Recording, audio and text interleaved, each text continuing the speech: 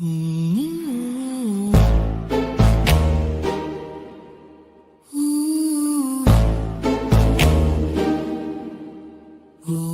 The silence is broken, the darkness can't hide. With Krista tracking Bigfoot and Brandy finds answers to the other side. Natalie is deep in the LBL, and Mary Lynn hears the spirits calling out. The four blondes and the booze are breaking sacred ground. We seek the answers and reveal the unknown. Stories told from places that no one has touched. Tune in now, the search is on. Blondes and booze, the investigation begins.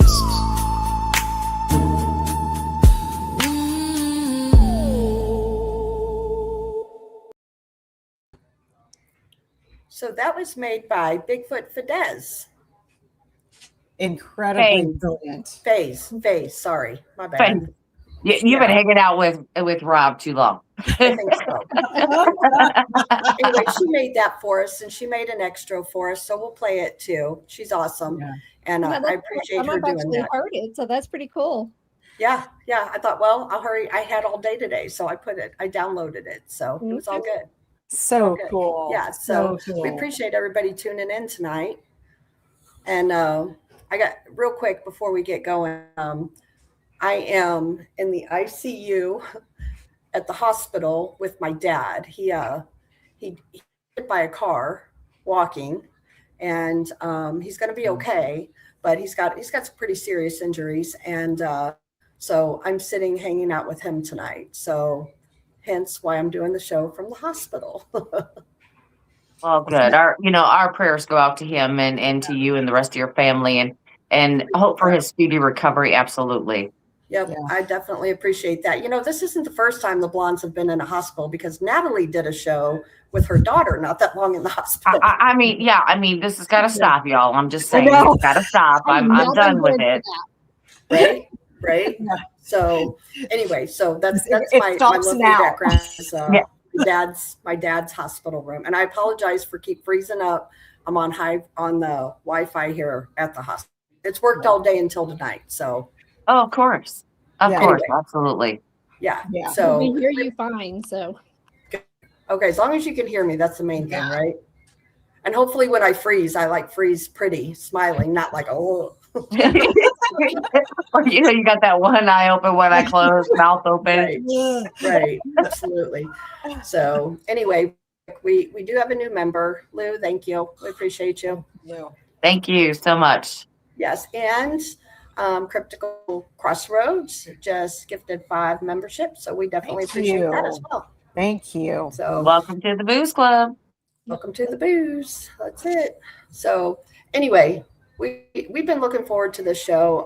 Dave's been on the show before, and it's great, and we're excited to have him back. And he's also gimped up, so I'm just going to bring him up. He's gimped up.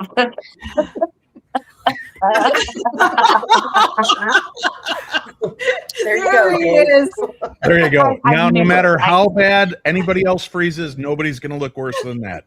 There you go. You make me feel good. Awesome. So, I'll wait until you guys cue up my music. Exactly. You got to have your own song too, your own intro. Yes. Yeah, you got to be like. We can have that. We can have that done. The Bigfoot Faze. She's fantastic. That was awesome. She makes cartoons and everything of us. Yes, we are now superheroes. Yeah. In cartoons. Yes. Yeah. So it's awesome. We have our own action dolls. Our own action dolls. Yeah. Yeah. That's a scary thing. Yeah. So, but we definitely appreciate you coming on and hanging with us tonight. My pleasure. I know you've got a lot going on, and let's just get right in it. Like, you've done so many TV shows, and you've been all over, what actually let's go back to the beginning. What actually got you into doing this weird stuff? Well, when I sold my soul to the devil, that was the beginning. I didn't know he was a devil. I thought he was just an ice cream guy, and I was really hungry. So that's what happened. I've just It grown up happens. with it. I've grown up with it around me my whole life. I had visitations from my grandmother when I was very young. I grew up in a haunted house. And then when I started doing radio, and this January 1st will be 20 years I've been doing paranormal radio. I wanted to be the guy that went out and explored the stories, didn't just hear the stories from the guests. I wanted to go out and actually be part of them. So I started traveling and doing events and live events with a lot of the listeners and paranormal fans around the world, and it's been just amazing. So I've had a chance to go Bigfooting and UFO hunting and ghosting and anything in between. Yeah, that's awesome. That's awesome. You know what, though, because Brandy and I have a tradition. So we just recently added Natalie and Mary Lynn to the Blondes. And so we always have a tradition. We get pictures and stuff. You always have to get sandwiched in between us. So, Dave, I'm going to move you in between Mary Lynn and Natalie. So you're sandwiched in between Blondes. Yeah. Yep. It's a booze sandwich. It's a booze. I feel like cancel culture is just waiting for me to open my mouth right now. So I'll just politely nod. Yeah, that's hilarious. That's hilarious. So, okay, you've been out Bigfooting, you said? Inadvertently, I was about 10, 11, 12, somewhere in that range. I'm sorry. As I get older, the years slip by further. I was probably about 12 years old. My cousin was about 10. We were at my grandparents' property in Foley, Alabama. And we just heard something big stomping around out at the end of the pond. And we just thought it was probably one of our parents out there hunting or walking around. And all of a sudden, this hairy hand reached up and pushed the top of a bush down. And we could see from about the tip of the nose up. And it was just dark inset face with this kind of Barry Gibb, Bee Gees kind of, I don't know how to, he had like this weird bouffant hairdo. That's great. So my cousin and I just stared at it and then looked at each other and stared at it. And then we Scooby-Dooed it up the hill and half believing it's probably Dad's in a stupid gorilla costume trying to freak us out. But everybody was up there and we were effectively unnerved enough that my grandparents, my uncles, my dad, they all grabbed their rifles and ran out to the woods to see who or what was out there. And that wasn't the whole idea of looking for Bigfoot footprints wasn't really on the agenda. So they never bothered to look for that. But they couldn't find it. But for years to come, you'd be out there fishing and you'd hear just loud stomping around out in the woods. Wow. Gotcha. What, were you scared? Oh yeah. Yeah. When you see something like that, it gives you this moment, it kind of breaks. I call it breaking the brain because you're looking at it, you're witnessing it, you're actually seeing it, being in the moment. And somehow you feel like you're thrown out of yourself and you're like, I'm watching TV and I'm like, what's this guy doing? What's he watching? Oh God, that's me. There's something in the woods. And then, that was it. Yeah, I totally get that. So Natalie, Brandy, and myself have had a Bigfoot encounter. Mary Lynn, we're going to introduce her to one. Oh, yeah. We have to travel everywhere, anywhere. She's going to have an experience for sure.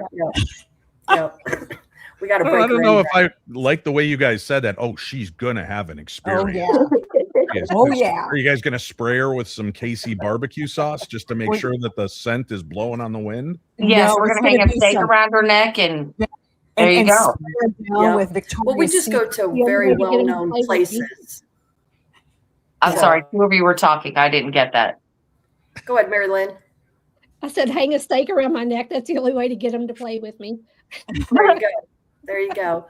I was going to say, we just go to well-known places, and that's the plans. So yeah. And also pheromone perfumes help. So Victoria's you guys Secret, are cutting here out. So you guys are going to have to talk because I can't. Okay.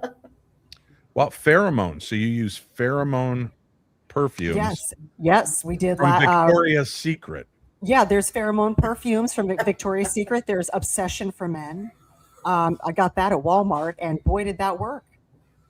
Really?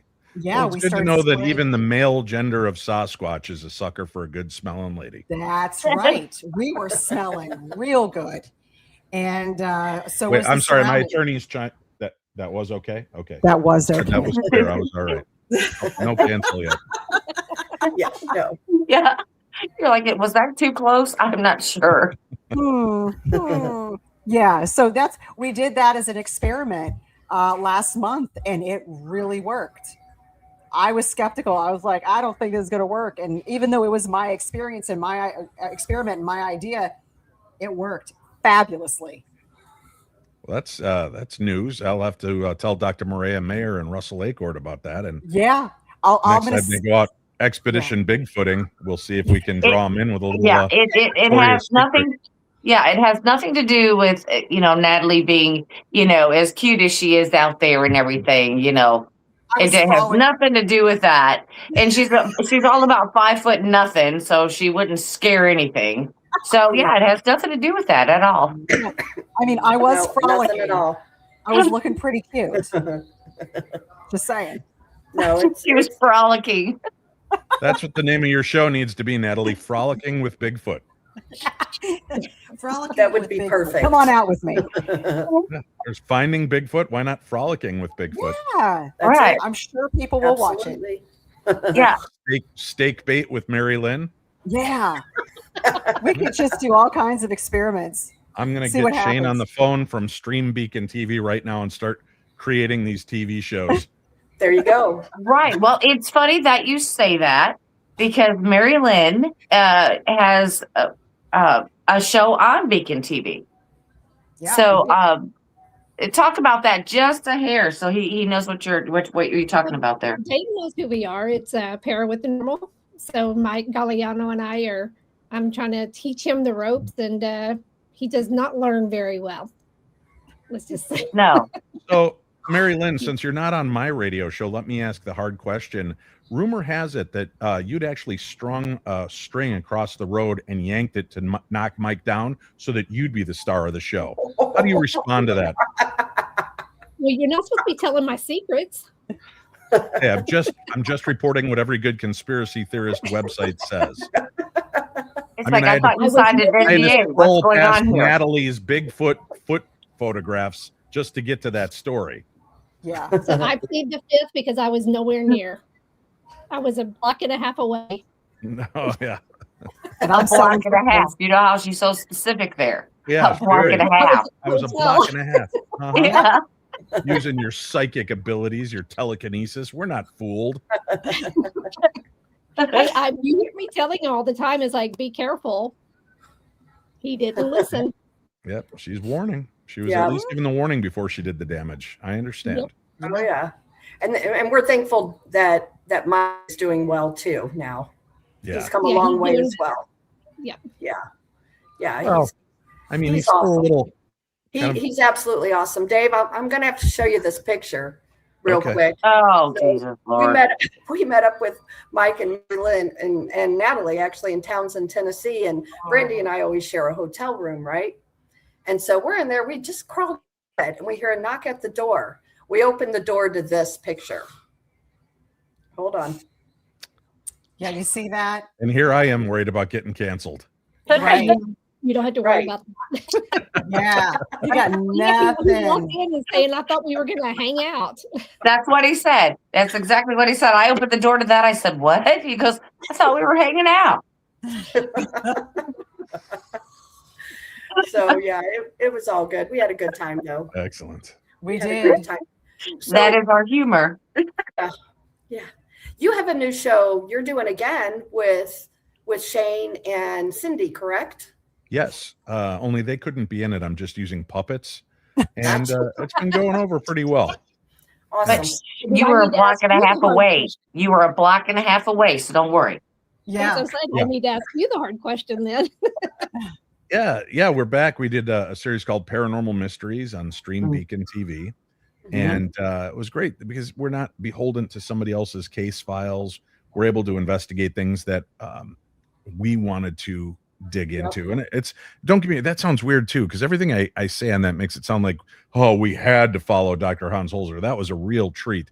That was awesome and an honor to get to open up his case files on the Holzer files. And then Cindy and I did Ghosts of Devil's Perch, where we were infused into the town of Butte, Montana for almost 4 months trying to deal with the strange phenomena that was taking place. But this, it's just kind of open, you know, and in this first 6 episodes, you know, we visit places like Ashmore Estates, which had a tie to my family. My cousin used to own that, and believe it or not, all the years that he owned it, I never visited Ashmore Estates. So Brandy and I are regulars at Ashmore Estates. Yeah, it's amazing there. But I knew Robin Terry, and when we heard that there was some stuff going on, I'm like, let's go. I've never been to Ashmore. Let's see what we can uncover. So that was neat. Shane got to visit the Pauley jail, which is where he had his first big boy encounter with the paranormal as an actual investigator. So we get to go back into some of these locations and re-explore some interesting histories. And then the season finale, when we were at the Ura Shrine out in Bristol, Tennessee, was just mind-blowing stuff. You know, it was great. Yeah. Well, I want to invite you. We have an incredible location here in Missouri, and it's called Emmaus Asylum. And we have had so many crazy things. It dates all the way back to the Civil War. It's been used as a seminary. It's been used as so many different things over the years. And they actually did do lobotomies there. We just actually recently found proof of that. And so it's crazy. The woods are crazy there. We've had, Natalie got some Bigfoot tracks there. We've had UFOs out in the sky. So anytime you're in Missouri, you call us. It's an open invitation. Are you guys going to be a part of the Missouri Paracon this year? Honestly, yeah, we've talked about that. Yes, we have. Well, you should get out there. If it's in your backyard, you guys should be at that. And I think it's over on the Kansas City side, right? Yeah, I don't know. I'm not good with geography. I just know it's in Missouri because they call it the Missouri Paracon. That removes a lot of the thinking for me, as long as the name's right in the title. So yeah, I know he it's knows out what there. side of the state line it's on. If it's the Missouri Paracon, Are you guys racist? You don't like that side of Missouri? Is that the problem? Well, you know, it's Kansas City versus St. Louis side. So, oh my God! And then they wonder why there's also unity. The Kansas City, Kansas side, and then the Missouri, Kansas City side. Right? Yeah.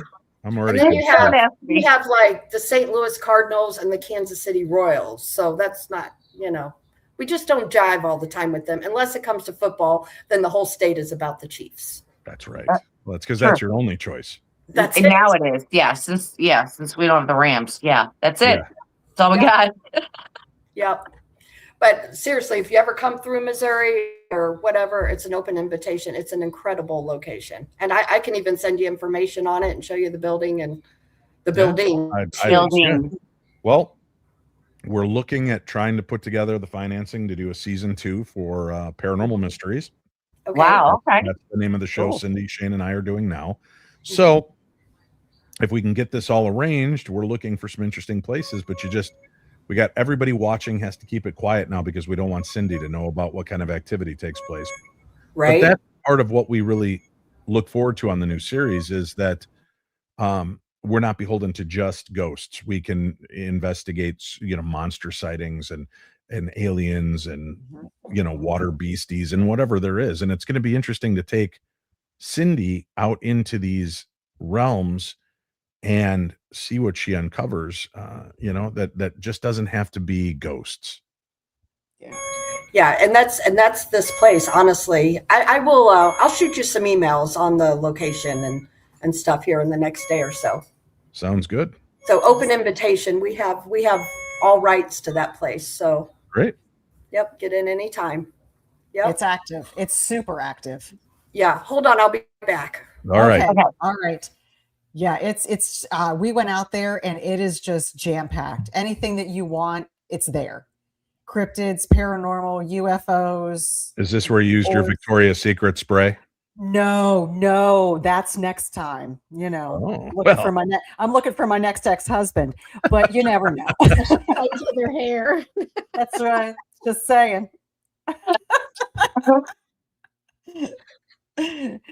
But that's where we found that 19.5 inch print. Wow. And we found it after a whole night of nothing but hearing knocking and activity and orbs and whistles and growls. All right. Well, let me ask you, Natalie, you're out in the woods. Yeah. you're hoping to have an experience, and then you realize, oh, this isn't a joke. There's something here, and it's walking around us. It's near, and it's making sure that we're aware of it. I mean, how many pairs of underwear do you go through in a night in those kind of situations? You know, I've got some breakaway ones where if one victor, you know, they just break away and then a new pair just, you know, it's there. Depends. It does depend. Yeah. So you've well, that's see, I'm always curious about that. I think that would be my downfall because, you know, ghosts and claims of demonic paranormal activity, they don't unnerve me as much because most often I think demonic activity is misaligned. It's people just frightened by a moment and they're ascribing something darker to it than what it is. But when you're in the woods and the only thing between you and certain death is, you know, 18th of a millimeter of tent fabric, I don't know. That just, I feel like I'm a human burrito at that point. You know, it's got the soft flexy outside, the meaty inside. It's just, I feel like I don't know. You know, we had some strange. I don't have Victoria's Secret cologne to cover the smell of McRib sauce and Twinkie foam that I'm sure I maybe you should have some. I'll get you some. Just a little spritz here and there, you'll be fine. But I carry bear spray too, so I always have bear spray on me. My service is coming in and out, guys, so I apologize. Okay. That's okay. We understand. Yeah. So you guys take over the show for a little bit. Well, you missed it, Krista, because while you were gone, Bigfoot stopped by to say hi. Yeah, you were just totally gone. Well, I can't hear you guys when it goes out. I'm like, okay. So yeah. So, you know, bear spray works. I've had to use it a couple. No, how do you've used it on a Bigfoot? No, I used it on what I referred to as a crawler coming charging at me. A crawler, you say? Yeah, it's Tell me more. Well, let me tell you, please. So we were in Land Between the Lakes. We were in this one hot spot area, and we started. We picked a fight. That's what we did. We went out there, started growling, hollering, kind of making aggressive noises. You know, it just broke loose around us with all kinds of activity. We saw a light up at the top of the hill. I looked closer. It was a shape of an oval. This bluish white light was illuminating behind a tree in a perfect oval with little sparklies around it. And I'm like, we need to take a look at that. Meanwhile, we're having activity all around us. And then my producer, Greg, he let out a giant growl. And then these 3 entities crawled out of the portal. And they had these long, lanky arms, and they're on all 4s. And then one wasn't having it and came charging at us. And before he was able to even pull his gun, I had already lunged forward with my bear spray, sprayed it. It stopped him. It retreated. And of course, we had to retreat too because of bear spray, but they were still up at the top of the hill watching us the whole time. Do you ever wonder if, interdimensionally speaking, these creatures are watching us humans and then they hear us thump, thump, thump, and then they're like, oh, these guys want to play, and they come running out and they're like, we're here, and then they get zapped in the face with bear spray? Right. Sometimes I think about that, but you know, you just don't know. And to me, I'm looking at these entities and, you know, you hear about rakes and other things. And I'm thinking, you know what, maybe a rake is just hungry and cold. Maybe it just needs a blanket and some food. You don't know. But then you just don't want to take your chances, especially when it's coming at you. But when you're calling them forward, yes, you're calling to them, and then they come, and then you reward them by spraying them with mace. I know. Isn't that bad? I kind of feel why I'm bad. not going to come hang out with you guys. I now know the way you work. Oh, Dave, yeah, if you're ever in Missouri, come on out and join us. We're going to spray you with bear spray because, you know, inviting you is one thing. You showing up is something different. So now I realize what she's saying, that you're going to get an experience. So yeah. Come on out, Mary Lynn. Come on out.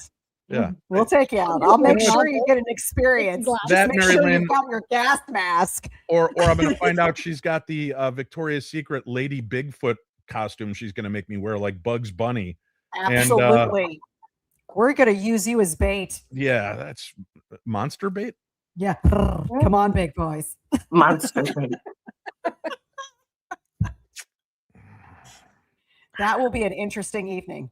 Wait, I'm sorry, my attorney. We got a little close on that one. All we right. got close. My bad, boo. My bad. Yeah, as long as we don't cross the line, we're absolutely fine. Excellent. Yeah. You can get very close, but don't jump over. Yeah. Yeah. That's right. You know, it has baffled me, and I've talked to a lot of Bigfooters, like people I really like in the field and I respect. And I go, so let me ask you, you're out there actively seeking this being, this creature. Mm-hmm. What happens when you round the corner and it's there? What is your next move? Do you pull out a big net? Do you offer it half a sandwich? What? And you know what, Natalie, very few have an actual goal in mind. They're like, yeah, we're gonna go out, we're gonna find it, we're gonna run up to it, and then what? And I'm like, yeah, you gotta think. I'll tell you what I did. Yes. So we another experiment another time. I'm walking, it's dark, we get growled at. We see this bipedal figure behind the tree peeking out, and it's growling, it's not happy. So we start singing, "You Are My Sunshine," and just calmed it right down. Stopped growling, and it walked away. Now, it did parallel us, but it stopped growling, and we just sang the whole way, and then it just went off about its business. So singing early helps. that morning from the water side, you hear, "I was the sunshine, there was the sunshine. I made them happy. Which guys were gray?" Yeah. Yeah, that's exactly right. We are spreading joy, spreading a little love, one squatch at a time. One spray shot at a time. I'm with you. Oh my goodness. Yeah. You know, for me, I guess being put in a position where I'm looking straight at one, I did absolutely nothing, Dave. That's what I did. I did absolutely nothing, because at that point I realized, what am I going to do? I'm not going to catch it. I didn't even want it to know, hey, I was there. You know, it was kind of like, if I just sit here real quiet, maybe it'll go away. You know, maybe it'll go about its business. But, you know, you're out there calling for it, looking for it. You find it and you're like, be quiet. Actually, I wasn't. I wasn't even looking for it. I promise. I promise. It happened in a rainstorm, and the tent had gotten wet. I didn't have a cot. I had a mattress on the floor. And so I put all my stuff in the car. I said, I'm sleeping in the car. It's going to be a lot drier. So I ended up staying in the car while I woke up to footsteps walking around the car. I didn't pay much attention to it. And then, you know, I start thinking maybe it's one of the girls that need to get up, use the restroom, which, you know, hey, we got to keep an eyeball on everybody because we were in bear country, you know, got to keep an eyeball out. So when I leaned up to look, there is nothing there. There's no light on. There's no tent open. There's nothing. And then when I look the other direction, there it is standing behind somebody else's tent. So at that point, I realized this thing's huge. It could have me out of my car in a matter of seconds before anybody could get out of their tent. So what did I do in that situation? Nothing. I just watched it. I'm just like, okay. Because I figured that if something were to happen or it started to do something, you know, that I got worried about, then I could honk my horn, flash my lights, all kinds of things to wake everybody up. But it wasn't doing that. It was looking around as if it were curious. So I just kind of left it do its thing. Little did I know that everybody else was awake because they were hearing it too. They were just inside the tent, couldn't see it, but I was in my car sleeping. And when I woke up, I just looked out the window and there it was. So I'll ask you the question everybody wants to know. Why didn't you bring out the phone and start videotaping? Okay. So there again, it was only about 20 feet from when we measured it. The very next day, I was 20 feet from it. And if I even lifted my phone, which I didn't even have a signal or anything, that light would be bright. It would be, like a beacon from the sky. And I'm thinking, I don't really want it to know that I'm here. You don't think it already knew? I don't Yours was know. just I a don't know hard if it candy knew. shell, couldn't I get think through. it was walking around and saw me in there when I was sleeping, but I don't know if it knew I was sitting up looking at it. Hey, And can you guys hear me okay? Or do I sound Yeah. muffled still? you're We fine. can hear you. So, Okay. at that point, it was just kind of like you just want to make yourself as small as possible and hope that it doesn't see you or start coming towards you. So, to be less threatening, I guess, is why none of that happened. And plus, we had no phone signal. I couldn't have called anybody, not even 911. It would have been just over right there. So it's like, why bring attention to myself? I just want to observe it and see what it does. Well, and the thing is too, the next day, that next morning, I don't know if you said this, Brandy, or not, because I couldn't hear anything. So I had to go on my phone. But we had 14-inch impressions right behind our tent around Brandy's car. Yeah. And So you can watch we it had come into camp validation. and walk out. Yeah. So it was Yeah. definitely just checking us out. Yeah. Yeah. So what about you, Dave? What would you do if you saw Bigfoot standing in front of you? Yeah. Well, again, am I out looking for it? No. Yeah. Yeah, Oh, I sure. think you're Yeah. out. Yeah. Okay. Yeah. You're out looking for it. First of all, I would have had a plan before I went out there. So I don't know. I would, I guess what I would do, hoping that it might be some form of primate, is that if I did see it, I would bend one knee and put my hand out just to allow it to know, you win. You're the dominant force here. I mean, harm. I'm not going to challenge. I'm not going to bluff run. And then I might break out like a Kit Kat bar or something. I don't know. And, just try to offer something up. I would also be probably in my head, instead of verbally speaking, trying to, because I hear a lot of people say telepathically, they know this. But my goal would be, although my head is kind of down, I would still be trying to keep an eye on this being, because like you, I want to witness it. I guess my form would, I'm not going out there to tackle it, pluck a hair sample, and then move on. I, would just hope to have the experience that would mean more to me than that childhood experience where I'm still not certain what I saw. Yeah. Right. Right. So I would like to have that moment. Now, it's another thing. Like if I'm standing there with my 5-year-old grandson and we're fishing and all of a sudden Bigfoot comes out of the woods, Pop's probably going to poop. And then, then grab my grandson and run into a tree because I'm very clumsy and I'm not an outdoorsman. So that would probably be what you would expect to find if I were out there. It's like ghosts. People always ask me, well, aren't you afraid? And I'm like, no. Oh, but you go into all these haunted places. I'm like, yeah, the key word, I go into them. I'm looking for them. I'm there with the intent to have an experience. But if I'm sitting here in my boxer shorts and my Vikings dirty t-shirt covered in Cheeto dust, watching the Vikings break my heart for yet the 20th season in a row, and then the headless horseman walks in, totally different response, right? Yeah. Right. Yeah. And then, that's kind of, I always look at those situations. I'm realistic. I'm not overly brave, but I have the intention when I go into a place looking for something. There has been times I've gone in to a haunting and then I start to hear something uncomfortable and I start thinking, oh, I got to keep going towards it. And I really hope it's listening to my mind right now. Don't be there. Don't let me see you. Don't, I won't say it out loud, but I'm telepathically throwing messages that I don't want to have that experience if it's something freaky. You saw that thing crawling at you. I mean, I jokingly said, what if it was just coming to play? But that would be part of my issue is, it would be shock and awe. It would be these moments. And I think I did, Richard Estep did a book, In Search of Demons, and he had a bunch of us from the paranormal field kind of chime in on our thoughts. And I just talked about perceptions and what that means.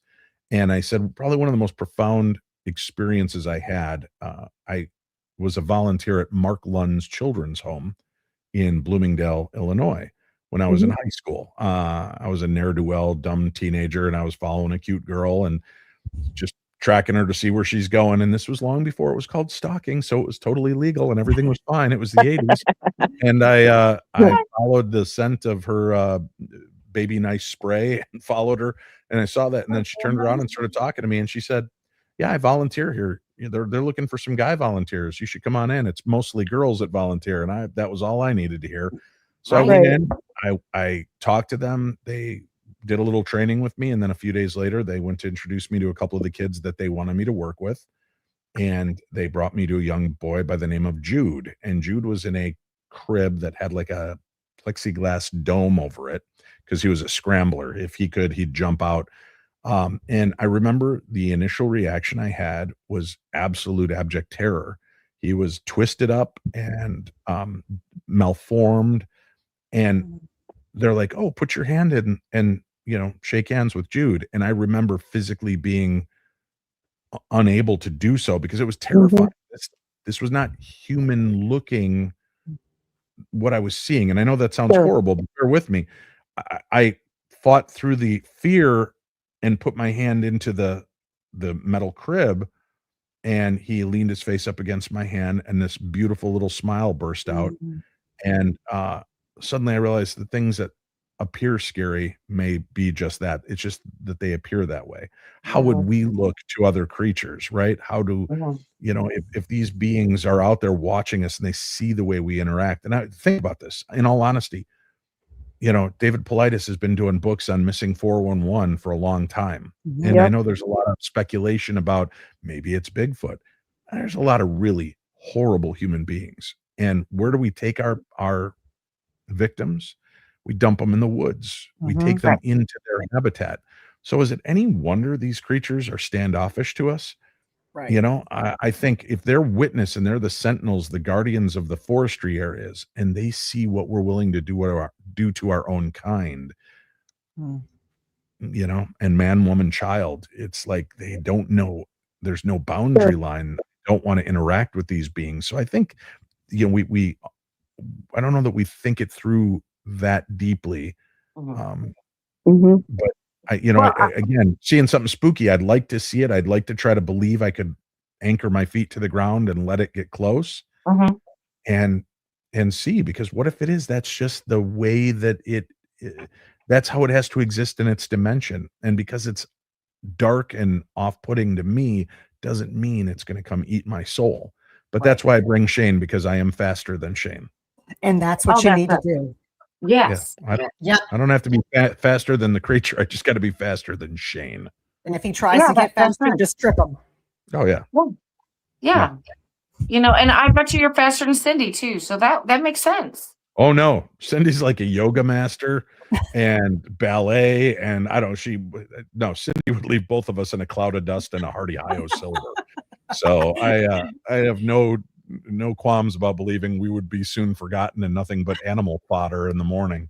Absolutely. And I understand what you're saying when we talk about the woods and everything, because our biggest fear in the woods is not necessarily what lives in them, but the human factor. That seems to be the scariest part to me, because unpredictable. Yeah, I think that is the one thing in the woods that is most unpredictable to us, because we don't know what they're out there doing at all.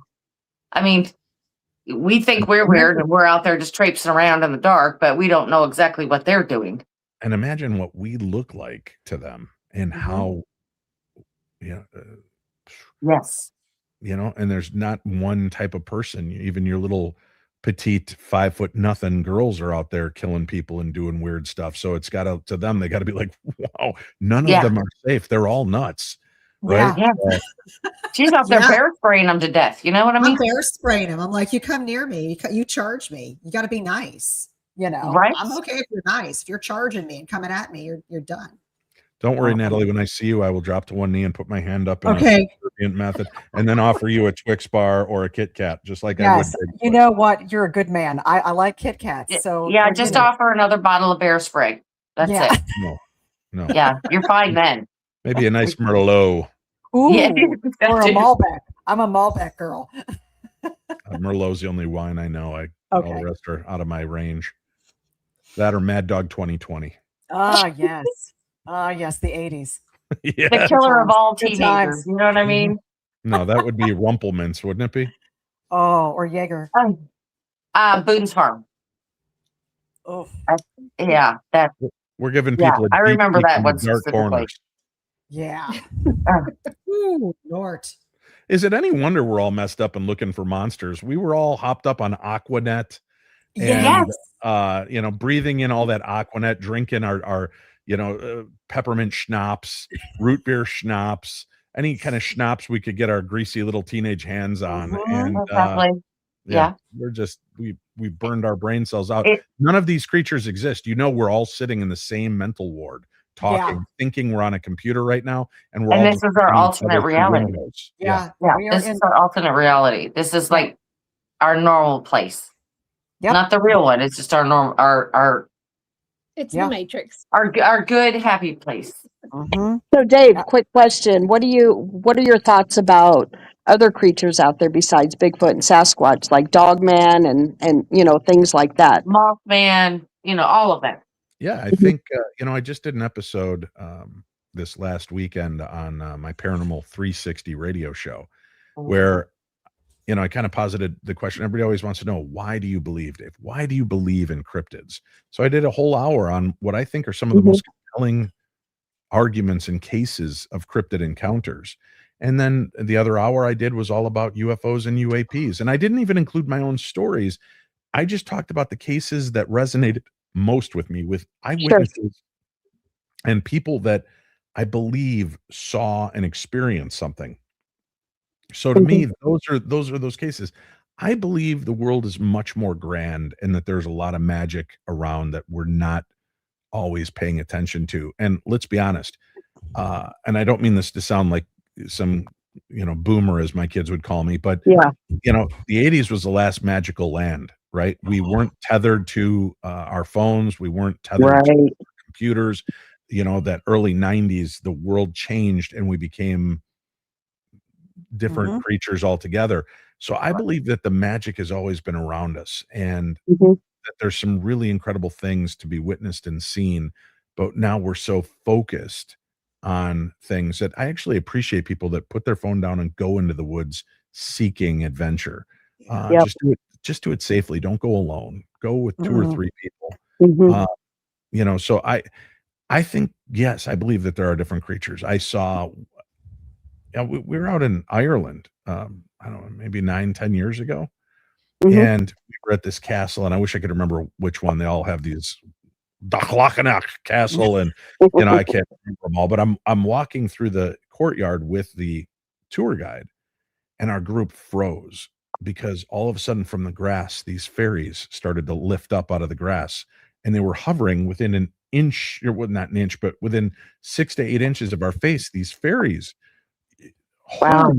they were human with little wings. You could see head, shoulders, knees, and toes. And everybody was just frozen. And then the one I was watching started to fly away. So I started following it.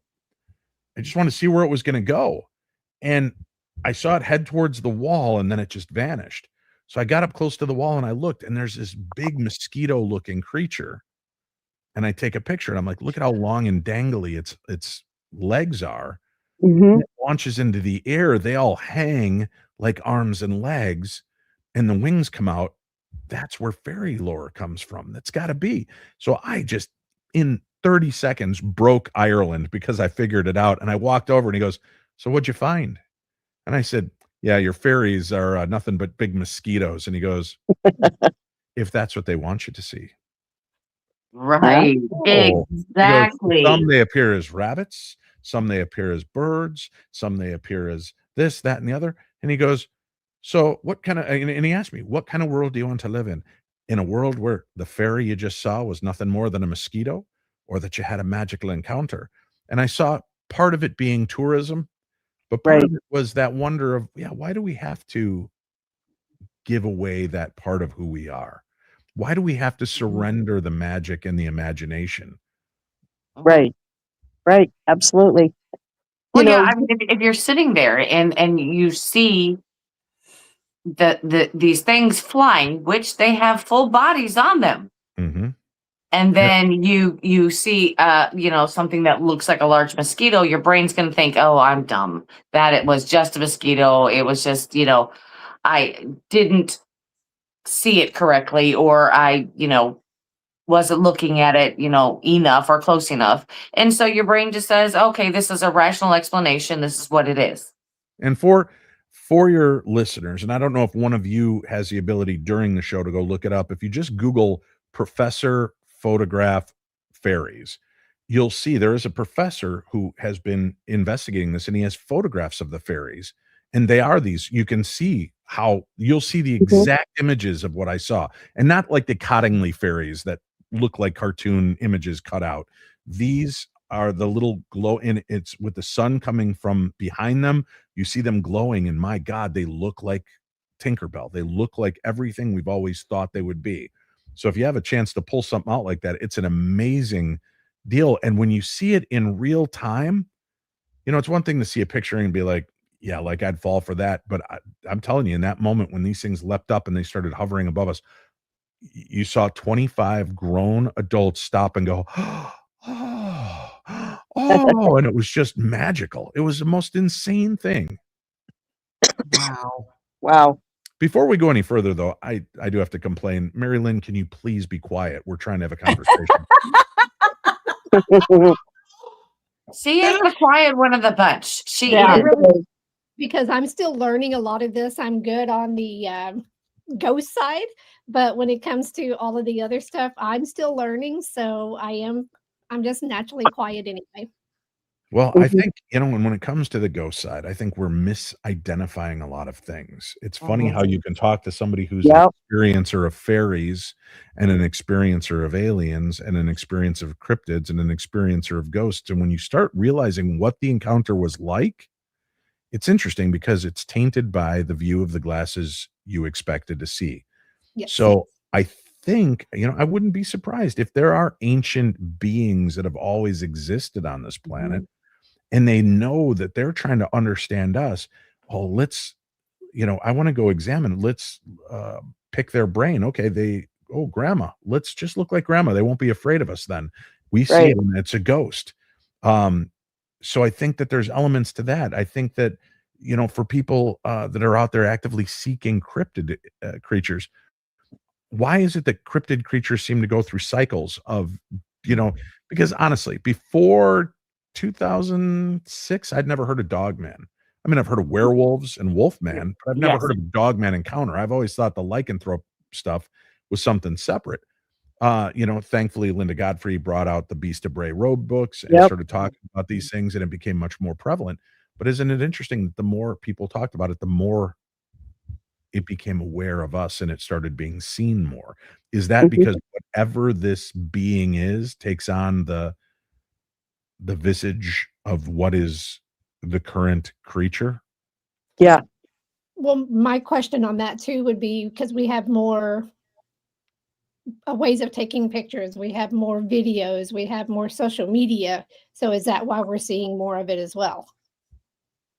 It could be. I also think it's interesting that a lot of people, myself included, when I had my UFO encounter in 2006, I never once thought to whip out my phone. I just was so entranced, I didn't want to look away.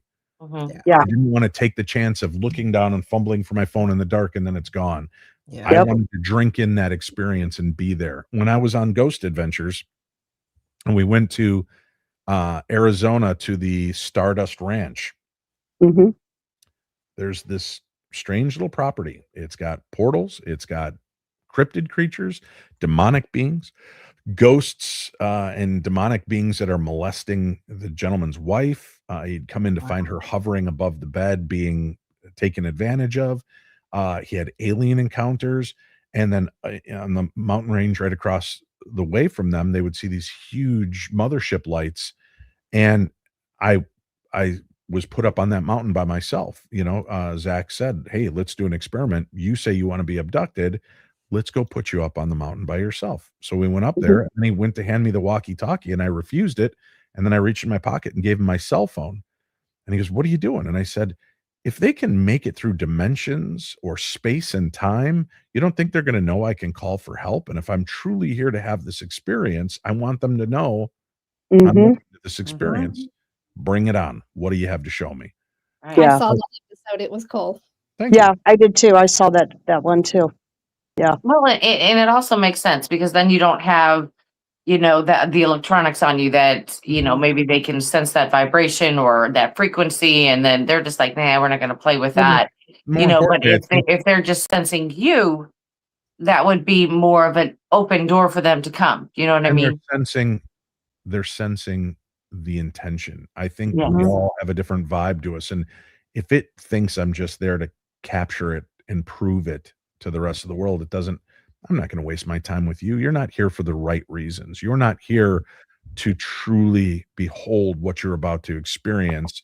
You just want to put it on your TikTok or on your Instagram or you're on, right? Right. So I think that in some of those instances, that's why you don't see me use a lot of equipment on the shows. I use a recorder Mm-hmm. and I walk around because I want my vision and my hearing to be peaked and ready.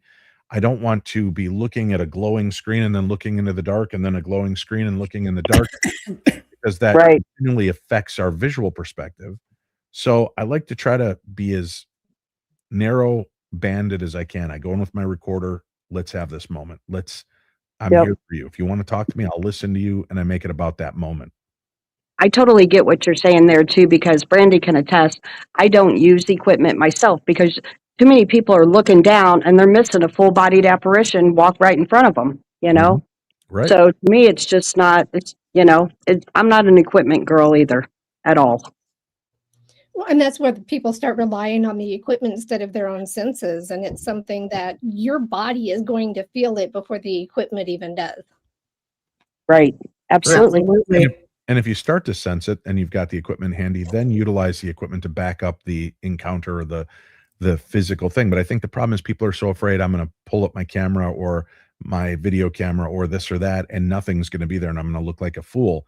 No, it just might be that piece of equipment, that tool just was not in the same light spectrum or have the ability to be able to see and experience these things. Yeah, absolutely. Yeah, I'm an audio person. I would rather walk around with, a digital recorder or something like that versus, cameras and things like that. They just become a hindrance. And then plus, every time you turn around, you look at the screen, you look up, you've got orbs. I mean, every time you got orbs. And I'm like, I don't need to see any orbs that are not there. I'm always blinded. And I'm like, that's just too much. And everybody sits there and they stares at the equipment thinking that it's going to go off at any second. So they're like what Krista said, they're not paying attention to anything going around them. Right. Yeah. There could be something standing in the corner looking straight at you and you'd never know. Mm-hmm. Yeah, that's why I don't take a lot of equipment with me. I usually just go out and I'll have something near me, but I'll depend on called bear spray. We've already I have my bear spray and my Victoria's Secret spray. One on each hip. Boom, boom. And you don't want to mix those up though, Natalie. You don't want to be like, oh, hold on.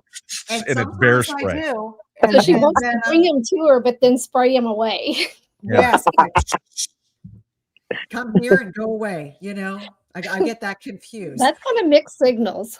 Yeah, it is. It is. That's why I'm confusing them. They don't know if they're coming or they're going. Now the comment earlier of the next ex-husband makes a lot more sense. See? There it is. Would you like to buy me a drink and then go away? And then just go away. Give me a drink. Tell me I'm pretty. I'll go away. You're so pretty. Okay, go. Yeah. I'm done. I'm done with you. That's hilarious. That's too funny. So Yeah. Dave, I know you have you talked about your new show. Can you talk about it a little bit more, like what you're on? And I know it's you and Cindy and Shane again. I'll connect them back up. But can you talk about any of the locations that besides Ashmore that you've been to and that kind of thing? Yeah, as I mentioned, we did the season finale at the Ura Shrine in Bristol, Tennessee, which is a really fun and fascinating location that this gentleman put up, kind of the Shinto shrine, and then just allows people from every walk of life and belief system to come worship there. Kind of this all-inclusive religious spot. which I think is beautiful, right? It allows us to see that, Absolutely. the practices are not that much different, and Mhm. what we're all doing is communing and trying to make community and be a part of something bigger than us. But there was something upsetting the apple cart, and that's Mhm. what they're trying to understand. And Cindy picked up on UFOs immediately, and the owner shut up, clammed up, and refused to talk about it. He said, "This is something we're not going to discuss." Oh. So that was pretty interesting. We did the Pauley jail, Mhm. which Shane had an experience on his very first real paranormal investigation. He had something happen there. We did the Ashmore Estates, and then we weren't even it didn't even occur to us to that there might be more to that story, and it turned out Robin had a haunted theater that he lives in. Robin Yeah. Terry, the owner. So we Been there. followed the Mhm. breadcrumbs, and I think working with Cindy's really a pleasure and an honor because she brings a different perspective to things. Yeah. And we realized that the type of thing that they were dealing with at Ashmore and Robin's place probably has a lot more to do with Robin than it does the location. Mhm. But that this thing, I think, becomes a people pleaser, like we talked a little bit earlier. I think it appears to you as you expect it to be. And I had a very profound experience there. I grew up in Illinois in the 70s and 80s. So I was around when the John Wayne Gacy case broke. And Yeah. knowing that there were ties to John Wayne Gacy in a very roundabout way to Ashmore Estates and the Hour Theater, Yes. I was surprised, but not surprised by the type of activity. And during the investigation, I don't want to give it away, but something happens, and I recuse myself from that moment on. I'm like, I'm going to go somewhere else because I don't want to influence what's going on and what Cindy's picking up. Sure. Because I thought what was more important is that she was not picking up what I was. And what was revealing itself to me is not what was there for her. Now, it doesn't mean that they both couldn't have been there, but I had a feeling this thing was playing games and manipulating. We also did the old hospital on College Hill, and that was really fascinating. And that these children's spirits started appearing more often. Mm. And being a father, I've got 11 kids and I've got 10 grandkids. I love children. Um, so Yeah. when it comes to that, I want to know why, what is going on, and is there anything we can do to help? So Sure. to me, that was a really important case. And, so I think we had 6 really good, interesting, powerful episodes that gave us kind of a way to look at things in different lights. And it, I think, made us a more well-rounded team. And every time we step out there together to do something, I think we have strengths and weaknesses that bolster each other up very nicely and help us Sure. to see a broader scope to what's really going on out there. And Yeah. I hope we can continue to do that. We've been very blessed. I mean, Cindy and I have now, this is our 3rd show together. We did Holzer Yeah. Files for 2 seasons, Ghost to Devil's Perch for a season, and now Paranormal Mysteries. So I'm very lucky. Yeah. Right. Yeah. And So you couldn't I have, want to. Oh, go ahead. I was just going to say, you couldn't have a nicer person to be with you. I've met Cindy, and she's just one of the nicest people I've ever met. She really is. Well, and if I could mention, I don't know if anybody in the area, Lexington, Kentucky, we're going to be at Comedy Off Broadway Comedy Club this Sunday night, December 15th. Or I'm sorry, December 14th. And it'll be Cindy, Shane, and I will be sharing stories, behind the scene look at our new show, talking about the other shows we did together. It's a lot of fun, freaky insider moments, and meet and greet and get a chance to do some pictures with us and say hi. So if people want to look in Lexington, Kentucky at the Comedy Off Broadway Comedy Club, come on out. I know there's still some tickets available, and we'd love to meet you. Yeah, very cool. Very cool. I wish I was closer to Lexington. I mean, I'm outside of St. Louis, but Lexington's a good, I don't know, 4.5, 5 hour trip. Otherwise, I'd be there. Well, you're not a pioneer. It's, don't pull out the horse and wagon. 4.5, 5 hours is nothing to come meet your favorite paranormal team. Well, that's true. That's true. That's So, true. Brandy, you up for a road trip? Right. So I do have a question. When it comes to child spirits, I I mean, being a Christian, it's kind of hard to believe that they are left behind here on this earth after they pass, because Agreed. we're taught that God will take you and bring you home because of your innocence.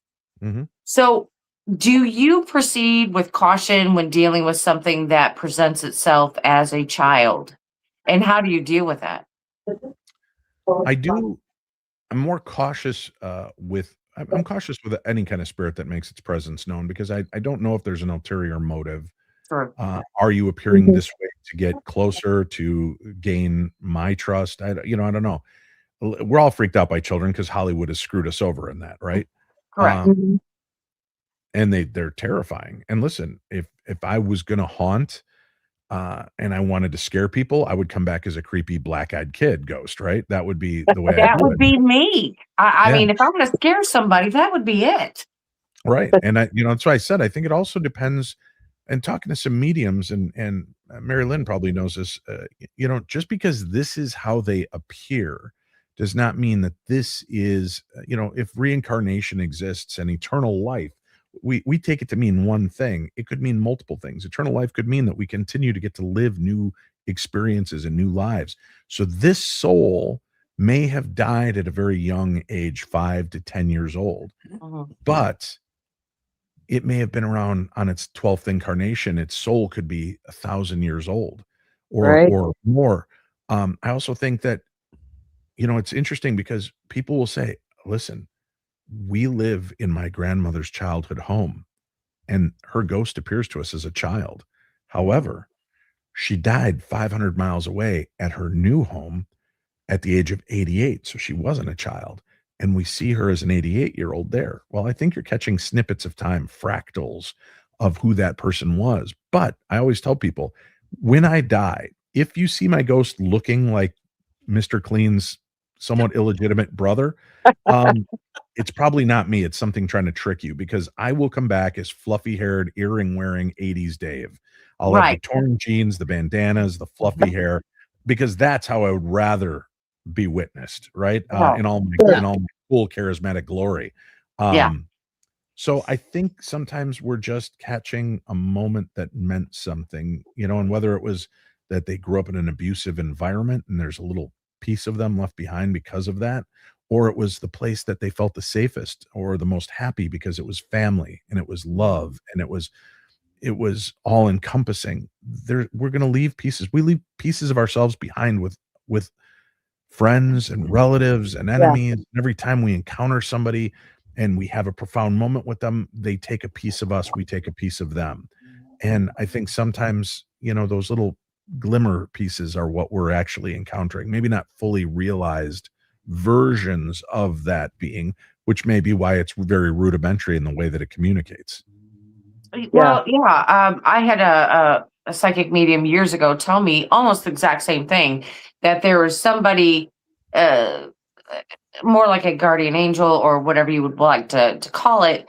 And she was telling me that it is an older person, but it's appearing to her as younger because that's where they felt the best in their life. So that's how they, perceive themselves. So that's how they present to her. And now that you say that, it makes all kinds of sense. I mean, if I felt good in my 30s versus my 70s or 80s, well, I want to come back in a 30. I want to be good looking. You know what I mean? I want to feel good. That's where also, like Brandy, you and I could be standing there. We see the same apparition, but you're going to see it differently than I do because it's our perceptions on what we're seeing and what our expectations are. So each person is hear, see, or feel something different. Yeah. That makes sense. Mm-hmm. Okay. That's me, Dave Schrader, making sense since 1967. Making the math. Okay, you're making the math. I agree, Dave. If I'm going to come back, it's going to be from the 80s. I want my big hair. Me too. Oh, shoulder pads. I'm coming back in style. Yes, I want the powder blue eyeshadow and everything. Yeah. Well, girls, we will have a little 80s dance party when we all meet on the other side. Oh, There we go. You can do that. I'll be like, Natalie, how did you die? Mauled by Bigfoot. Yeah, mauled by Bigfoot. Yep. Right here. Mary Right Lynn, here. you're here. What happened? Mike Hey. ran me over with his scooter. Mike ran you over with this scooter. Yeah, right. Can I see that happening? Yes, I can. I think he Yeah. might run us all over with a He's scooter. grounded from scooters, so he can't have one anymore. Good. He's grounded. Yeah, that's hilarious.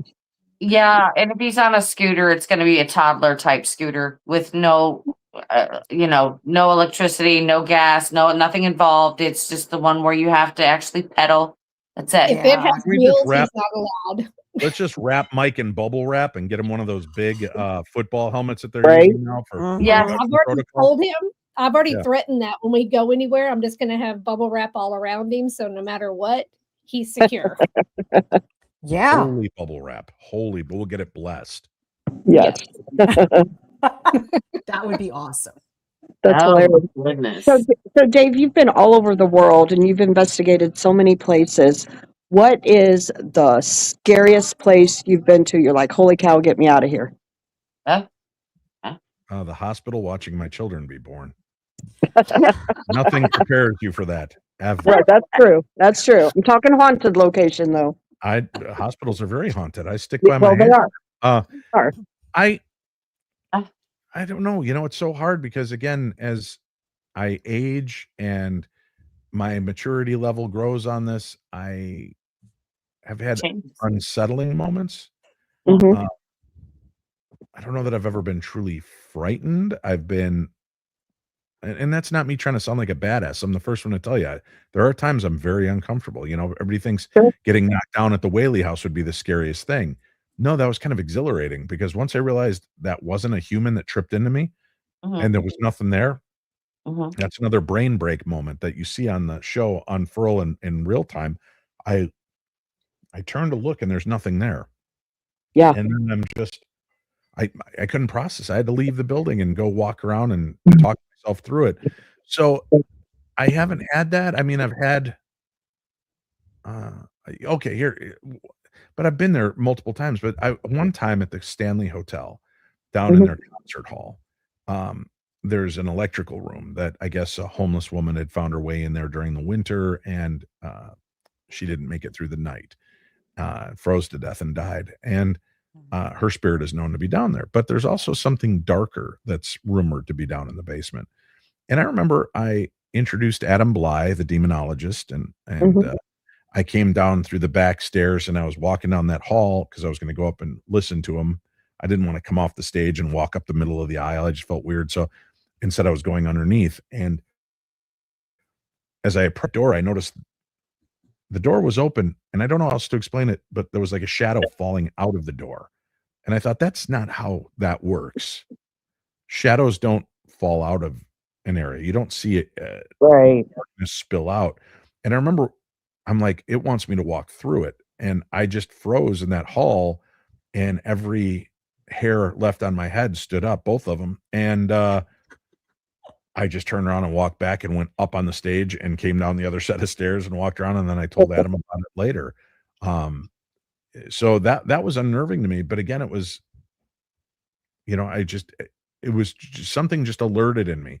And I felt like it wanted me to walk through that shadow, and I did not want to walk through that shadow.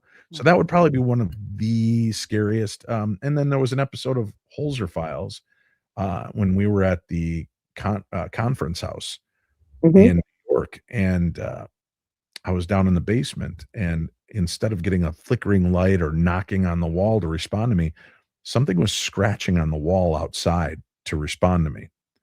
And creepy.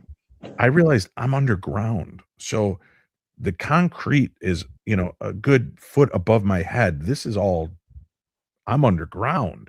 So whatever's scratching here is buried here. And I just started every horror movie. I just imagined that skeletal hand scraping the wall to answer my questions. That freaked me out. That really gave me a horrible sense. And we found out later that there are a lot of native bodies, indigenous people that are buried around that property. And they were trying to draw us outside because they wanted to do the big reveal, which was the fact that this story had nothing to do with Ben Franklin's 2 hours of glory of standing up against the king, which is the only reason it's really known. The real story was in the tragedy that befell the indigenous peoples there, and how the earliest settlers, not Americans, let's be honest about this, it was the original British settlers, would pit these tribes against each other to do horrific things and then reward. It was like pit bull fighting. Yeah. And there was so much horror that came from that. So that tore me up a lot more. I've got a question for you. Have you ever had one of those not now moments? It's kind of like I had to have an overnight stay in the hospital. I'm trying to get some rest. And for some reason, I just felt like something was walking around the room. I wake up, my door was open a little bit, and I saw kind of like a shadow, and then the door shut. And you're kind of like, just not now. I mean, I don't want you here right now. It's like, can you come back, when I'm feeling better or anything? Have you ever had one of those moments like you're doing something important or you're just not quite up to investigating that this has happened to you? Again, I've raised 11 children, so there's a lot of not now moments that I've lived. Yeah. But I've had moments where I've sensed the paranormal and my children are around, and I've said, no. Oh, okay. Okay. I also had one where I was, my son, Nathan, my second son, he was, in that stage between 1 and 2 when he's not really talking. It's more babble. Yeah. Right. And, we're driving, and he's blah, blah, blah, blah, blah, blah, ha, ha, ha, Thank you. giggling in the back seat. And I'm looking at him through the rearview mirror, and he's not looking at me like he normally does, trying to engage me. He's turned looking to the side, and he's looking up as though somebody's sitting next to him. And my grandfather had a very particular nickname. And I won't give it away because I'm waiting for a medium to give that name to me. So let's just say it was Shoelace was his nickname. All right. Just a weird random name. And this is a kid who's not stringing words together much yet. He's blathering and mama, dada, yes, no. And I go, Nathan. And he turns and looks at me with a big smile. And I go, who are you talking to, buddy? And he turns and he looks up and he gets this big smile and he goes, Shoestring. Without missing a beat. He said my grandfather. Now, here's the weird part. Old Shoestring died in 1990. My son was born in 98.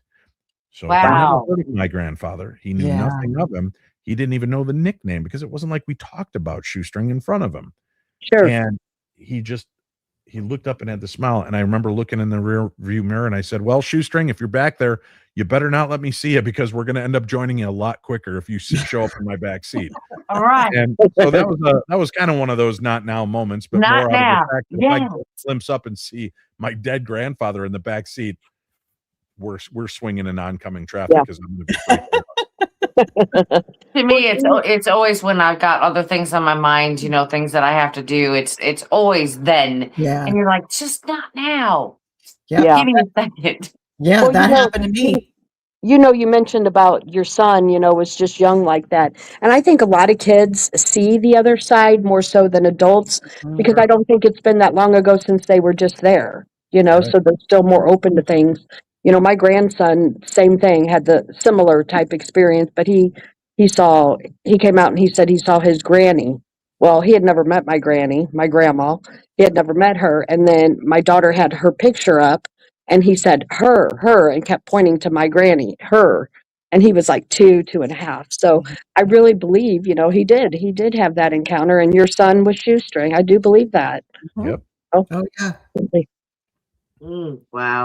And like I said, I just think because, the veil is very thin at that young, Yeah. Yeah, I like I said, I think the innocence plays a lot in that.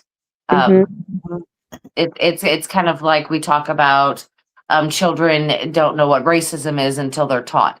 And it's kind of, it reminds me of the same type of thing is they don't know that these ghosts are not supposed to appear here or be here until somebody tells them they're not supposed to be. Yeah. And and everybody knows out there in chat and who's listening that, my family wasn't like that. My mom just always said, well, things sometimes happen like that. And that was my explanation. I was like, oh, okay. So it was normal. But other people are told, that's not what you saw. You're just imagining that, da da da da da. I And think Chris Fleming tells I believe it was Chris Fleming tells a story about um, this family. They were having a lot of problems because they had a newborn baby, and they had a little man, like 3.5 years old, and he was obsessed with the baby and wouldn't leave the baby alone. And they had a baby monitor in the room, and he would constantly be trying to climb in the crib with the baby. And they were worried that, is he jealous? Is he going to try to hurt the baby? Is he going to accidentally hurt the baby? So finally, Chris just said, just let him be. Let's see. We're a door away from him. Let's just see. And when they finally just let it happen, when he cuddled up next to the little baby, he said, tell me about heaven. I'm starting to forget. Oh. Oh, wow. Yeah. Oh. So, I mean, Wow. listen, babies, there's a lot more going on in those heads than we give credit for. And you'll notice that at an early age, I did this with my oldest son. I would coo to him all the time, and I go, I love you. And he'd get a big smile. And then once in a while, even at 4 or 5 months, he'd go, oh. And he was saying it back, and he didn't have the wherewithal or the speech ability to completely say the words, but he knew what it meant. And, I don't think he said the words again until he was 2, but he could do this because I think there was still that flicker of awareness that was going on there. Yeah. Incredible. Yeah. So that story just got me about, tell me about heaven. I'm forgetting. Oh my goodness. Okay. I know. I'm like, it's better than tell me about hell. I've forgotten what it's like, right? yeah. Because then you don't want to know you got 2 of them that came from there, right? Right. It's kind of like, is so-and-so still hanging out at the corner fire? Right, Yeah. right. So Dave, tell me, in all of your encounters, have you ever had an attachment that came home with you, or decided to hitch a ride and I don't say, know. "Hey, I like this guy"? I'm not a medium, so I can't say I was at the Pauley jail and dealing with the ghost of Mr. Bean, and then I get home and I turn around and I see Mr. Bean standing in my kitchen. Mhm. I use this analogy a lot. If you take a paperclip is not magnetized. But if you take a very big, powerful magnet and you rub that paperclip on it for a minute, and then take that paperclip over to the jar of paperclips and dip it in, it'll daisy chain 2 or 3 of them.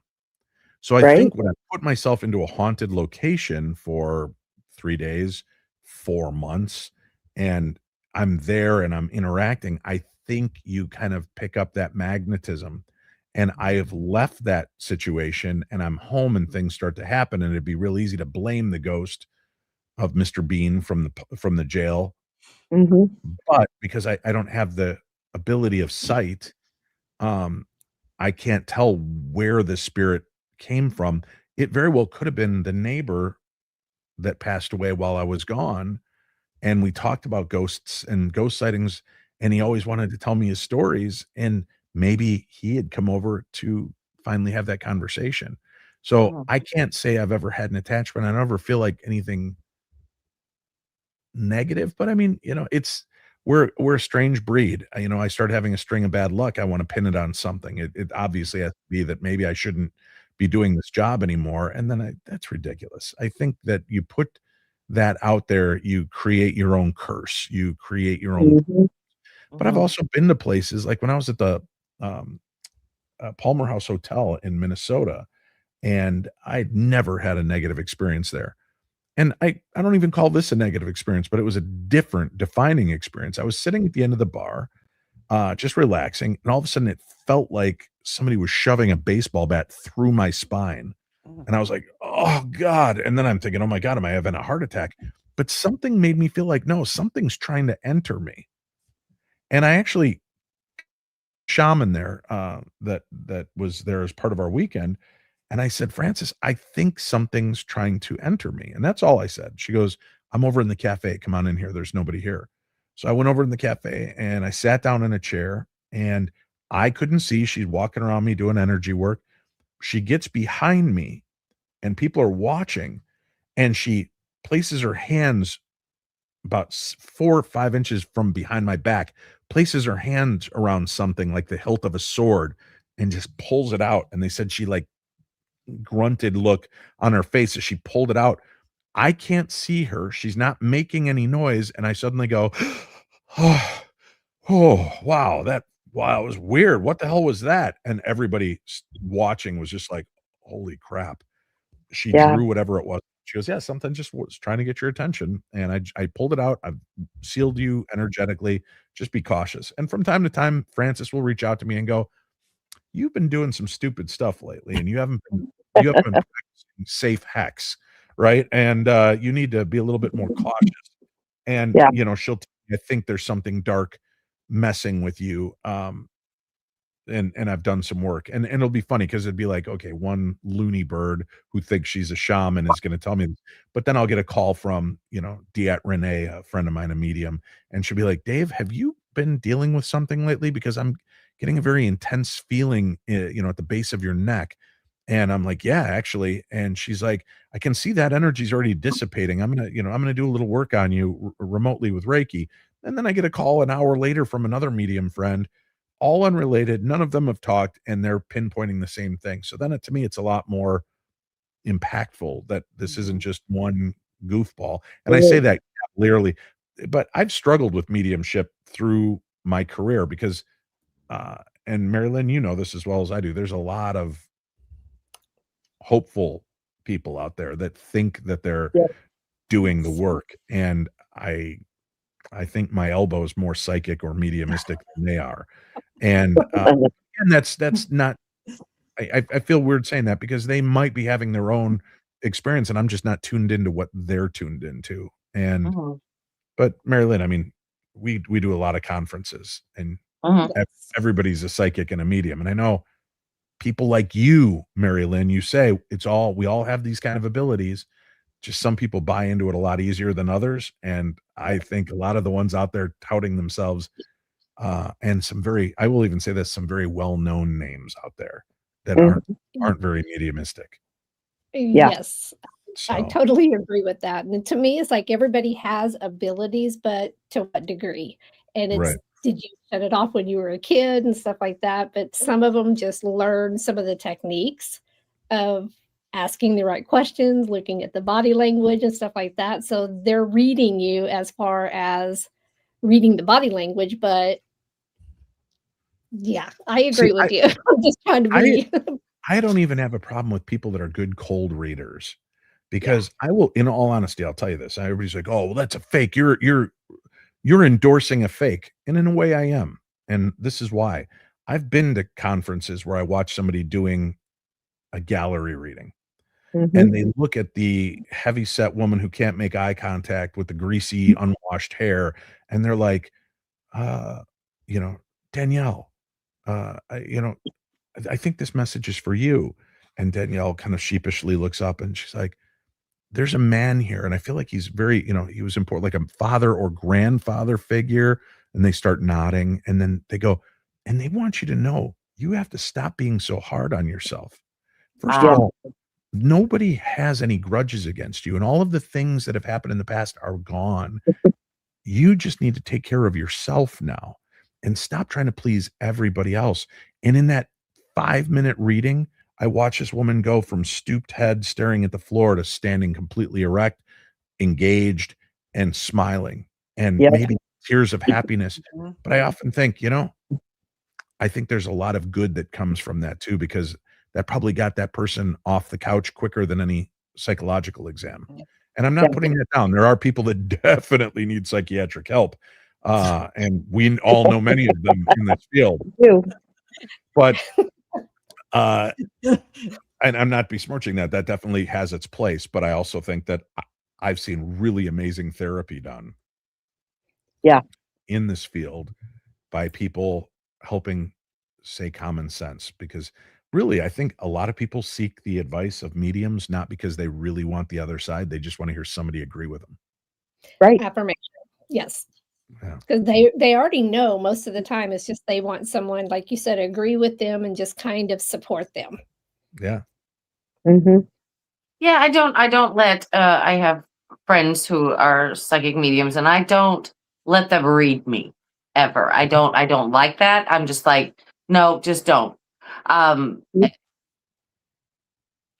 I don't know if it's because I if Well, it's you have to invasive be. or it takes our friendship to a different level or Well, being I honest, don't know. Randy, it's the fact that if I'm your friend and I'm a medium, how can you discern that you're not getting sage advice from your friend Dave as opposed to sage advice from a spirit? That's Right. true. Right. And I might know what's going on in your life, and spirit may very well be talking to me, but that's where my skeptical side comes in, and I don't allow people to read for me. Mhm. I've been in a few places where I don't want to be discourteous, and I'll have somebody come up and go, "I have a message to give you." Okay, go Mhm, ahead. And, mhm. I Right. let them because I feel they need to, and they're nowhere near anything I know, and, "Oh, I've got a dark-skinned man, he was very close to you in life, and, does the name Jose mean anything?" Maybe, maybe. I never knew a Jose, I didn't there was not a dark-skinned man that was close to me in my life. I grew up in white bread, Minnesota or, Illinois, in Medina, Illinois, and it's not a racist thing, we just did not have people of color. We had, like, 3 people of color in our entire 1,000 people graduating class. So it Right. was just, nothing lined up. So some of those I let pass, and I don't. One time, Sarah Lemos was in the car with me, and we were driving back from the Palmer House event that we had done in Mhm. Minnesota, and she goes, "Honey, can I don't like doing this, and I never want to impose, but I have, a very strong female presence trying to make their way through." "Sure, let's hear it." Now, I've watched her do readings, and she's phenomenal. And she just started nailing stuff about my mom, and I've always shut down, and she didn't know my mom. A lot of my Mhm. medium friends like Chip Coffey and Chris Fleming and Michael and Marty Perry and John Oliver and people like that knew my mom, so I can't trust them Right. in the Right. same way, and Sarah's giving me insights and things that there's no way she could have known about. So that was pretty compelling, and I'm like, "Okay," and then I remember saying, "Mom, you've done your part. You don't have to be here for me now. Go Sure. you do you now. We left nothing on the table. We always said, 'I love you.' If we were angry, we might go to bed angry, but when we woke up in the morning, it was filled with 'I love yous' and hugs and kisses goodbye.' Same with my dad."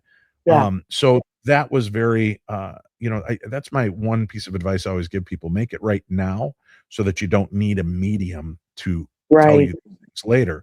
But recently, I was at an event again at the Palmer House Hotel. You're gonna start noticing a thread here, and psychic medium Diet Renee, and if you haven't had her on your show, you should. She's phenomenal as well. Um, Diet was doing a big gallery session, and Diet's only come into my life in, like, the last 2 or 3 years, so she doesn't know my personal world and things, but I launched the gallery session, and I walked out of the room so she could talk to the paid patrons that were there for that, and I was out in the lobby texting with a friend of mine, and I go, "Oh, I gotta let you go. I gotta go tell her there's 10 minutes left." And I walked in and I give her the high sign, 10 minutes left. She goes, "Oh, 10 minutes. Okay. Let me wrap this up and I'll do one more quick reading." And I went over and I told the owner, Kelly Freeze, something. And then as I started to walk out, she goes, "All right, why am I hearing Hio Silver?" And I stopped. And at this point, my back's to her. And I just stop. And she goes, "I'm hearing it again. Hio Silver." And I slowly did the turn and look at her. And she goes, "Oh, really? Interesting." She goes, "Okay." She goes, "Does this make sense to you?" And I kinda shrugged because I don't like giving a medium. They gotta work for this, right? Right. It's like a first date. You're gonna have to buy me a drink before I let you in, right? Right. And there's another guy who's kind of in the audience thinking maybe it's for him, so I'm not gonna let's see how this unfolds. And she goes, Now he's showing me Elvis. Does this why Elvis the Lone Ranger and Elvis?" I mean, I get that this guy's his heyday was probably the late 40s, early 50s, 60s, and my dad had just died this July, and I'm Mm. standing there and I'm Sorry. like, "Okay," and she gives me this reading, and then she says, "Oh, you have a move coming and a pretty big life change happening, and your dad wants you to know it's good. This is good. This is gonna be good for you." "Okay, okay." Now, I hadn't told anybody about this and what was going on, and I still haven't. You'll have to tune into my show this Monday to find out what's going on, but, she connects me through these things, and then I'm just kinda standing there shocked, And part of me feels like I robbed an audience member of an opportunity to get a reading. But I want to make the best of this. And I go, all right, listen, let me give you some corroboration. This is how crazy this is. I was just out in the lobby texting my friend. He's my oldest friend. He's like a brother to me. He's also an artist. And he paints these beautiful character statues.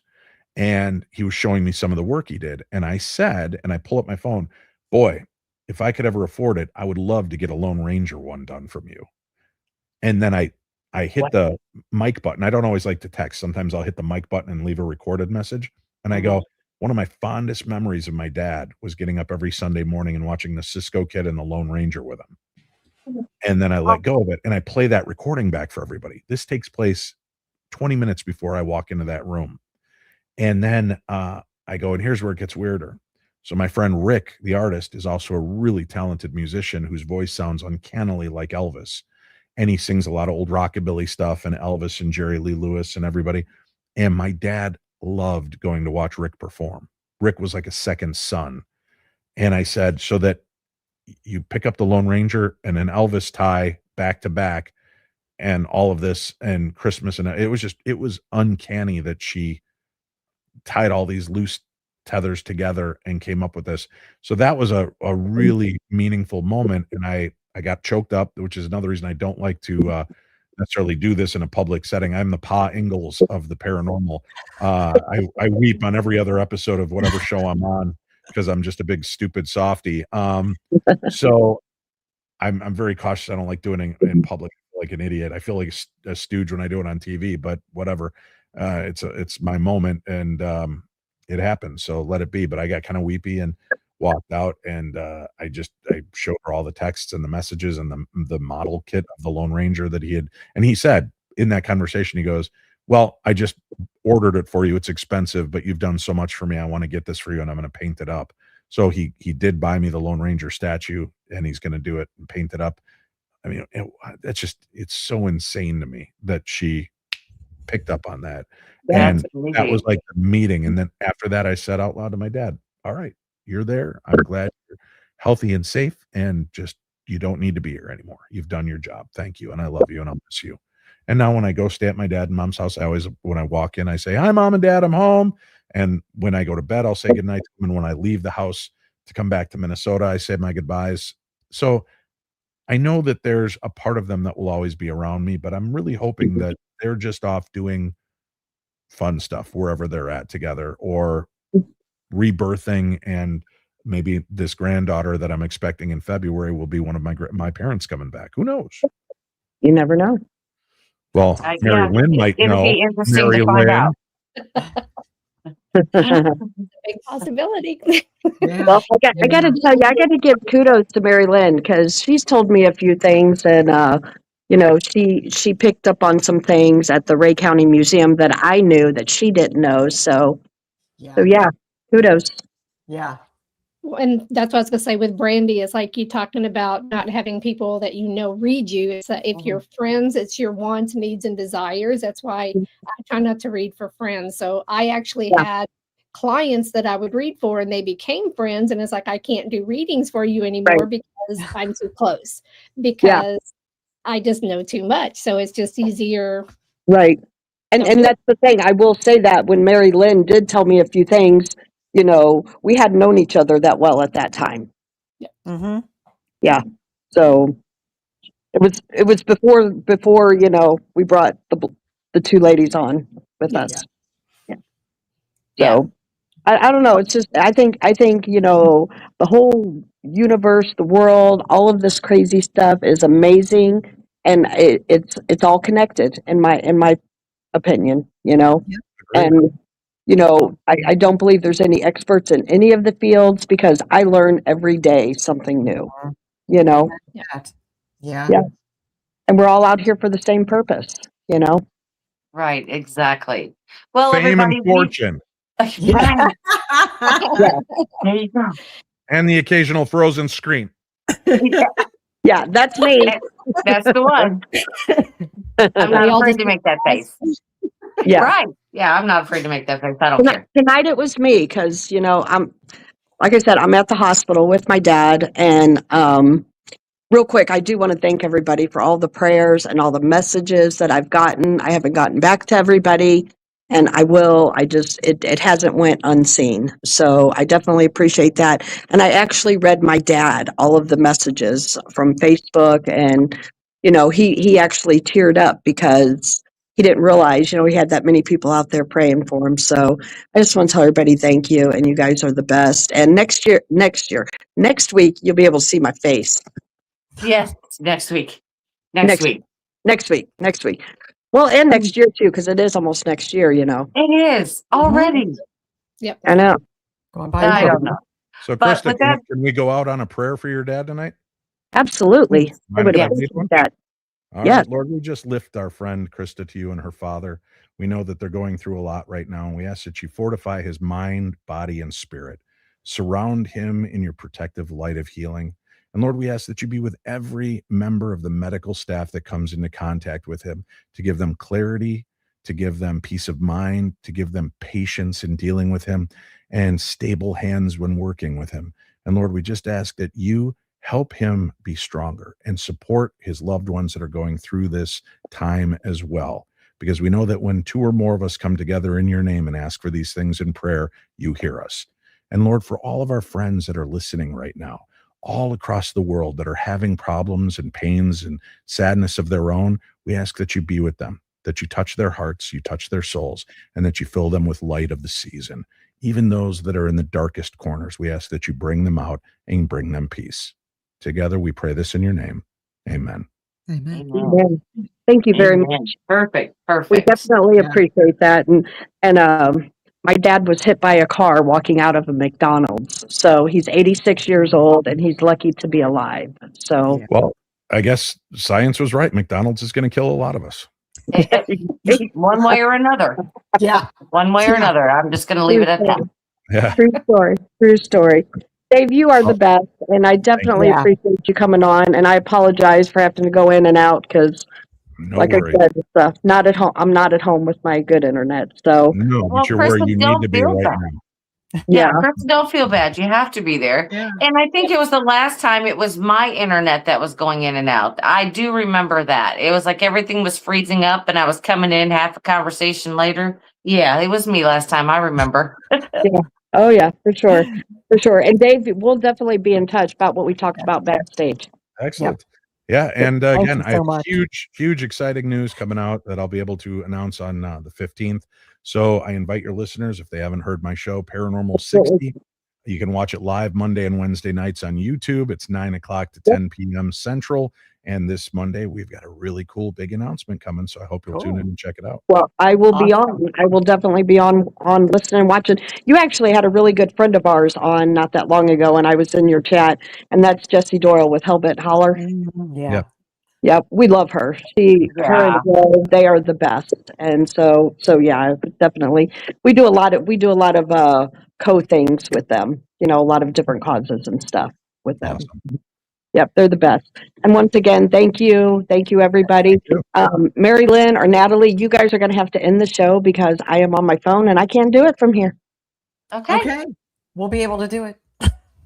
One of you. Yeah. Thank you, everybody. Thank you, Dave. Thank you. So with that being said, hit it, somebody. Hit the button. And boom. Okay. Not ending. All right, there it is.